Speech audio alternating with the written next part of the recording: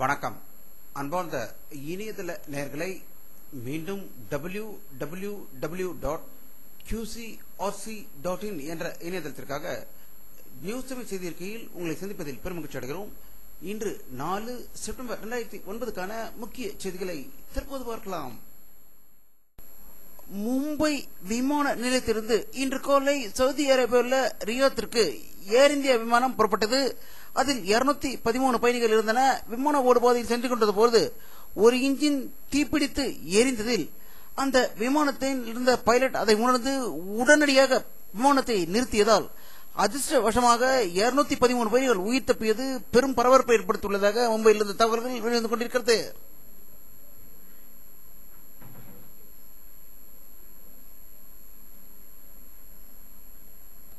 மும்பை அந்தேரி பகுதியில் இன்று கனமழை பெய்து கொண்டிருந்த போது நிலச்சரிவு ஏற்பட்டு 12 பேர் உயிரிழந்ததாகவும் 25 பேர் படுகாயமடைந்ததாக மும்பையிலிருந்து தகவல்கள் வெளிவந்து கொண்டிருக்கிறது.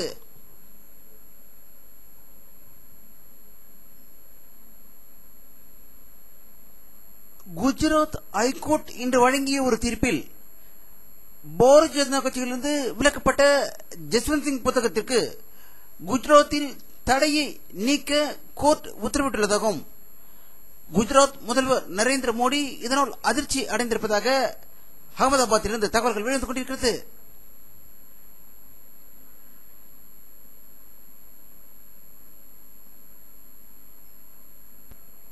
இந்திய ராணுவ தளபதி தீபக் கபூர் டெல்லி வெளியிட்டுள்ள ஒரு செய்தியில் காஷ்மீர் எல்லைப் பகுதியில் பாகிஸ்தான் தீவிரவாதிகள் ஊடுருவ செய்வே பாகிஸ்தான் துப்பாக்கி சூடு நடத்துகிறது என்றும் குளிர்காலத்திற்கு முன்பாக பல தீவிரவாதிகளை இந்தியாவுக்குள் ஊடுருவச் செய்வ இப்படிப்பட்ட நடவடிக்கைகள் இறங்கி வருகிறது என்று அவர் செய்தி வெளியிட்டிருப்பதாக டெல்லியில் இந்த தகவல்கள் வெளிவந்து கொண்டிருக்கிறது.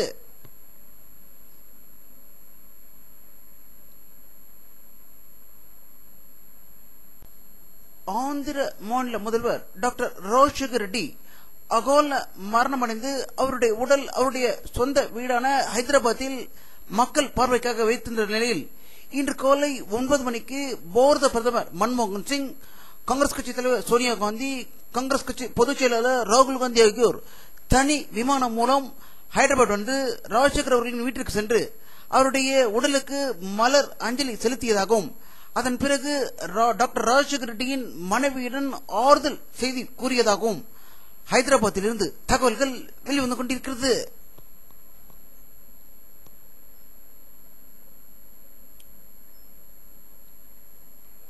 ஆந்திராவில் அகால மரணமடைந்த ஆந்திர முதல்வர் டாக்டர் ராஜசேகர் ரெட்டியின் இறுதிச் சடங்குகள் இன்று அவருடைய சொந்த ஊரான கடப்பா மாவட்டத்தில் உள்ள புலிவந்துலு என்ற இடத்தில் வேம்புலி என்ற கிராமத்தில் முழு அரசு மற்றும் ராணுவ மரியாதையுடன் அடக்கம் செய்யப்பட்டதாகவும் லட்சக்கணக்கான மக்கள் கூடியிருந்து அவருக்கு கண்ணீர் அஞ்சலி செலுத்தியதாக ஹைதராபாத்திலிருந்து தகவல்கள் வெளிவந்து கொண்டிருக்கிறது.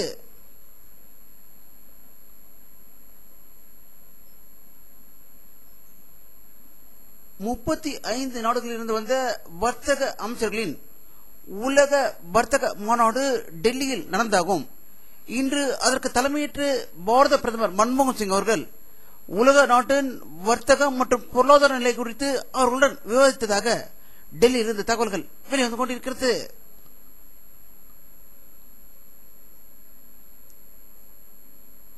இந்திய ஜனாதிபதி பிரதீபா பட்டேல் அவர்கள் ரஷ்ய பயணத்தின் போது மாஸ்கோவில் இந்திய கலாச்சாரத்தை இன்று துவக்கி வைத்ததாகவும் உடன் ரஷ்ய அதிபர் மொடோதேவும் அருகில் இருப்பதை இந்த படத்தில் காணலாம்.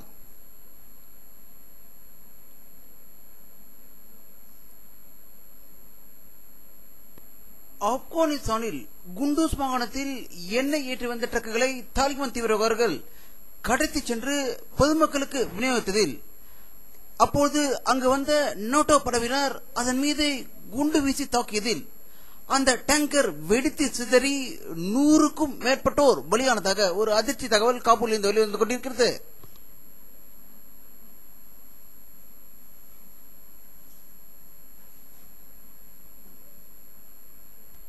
வானிலை அறிக்கை. செப்டம்பர் 4, 2009 பிற்பகல் 4 மணி எடுக்கப்பட்ட சேட்டலைட் புகைப்படத்தை தற்போது பார்த்துக் கொண்டிருக்கிறீர்கள்.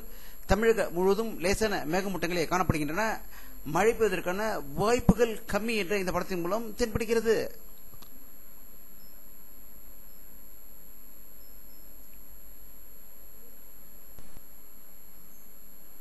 இதுடன் இந்த செய்தி அறிக்கை நிறைவடைகிறது. மீண்டும் நியூஸ் தமிழ் செய்தி அறிக்கையில் உங்களை சந்திக்கும் வரை உங்களிடமிருந்து விடைபெறுவது உங்கள் கே பாலாஜி.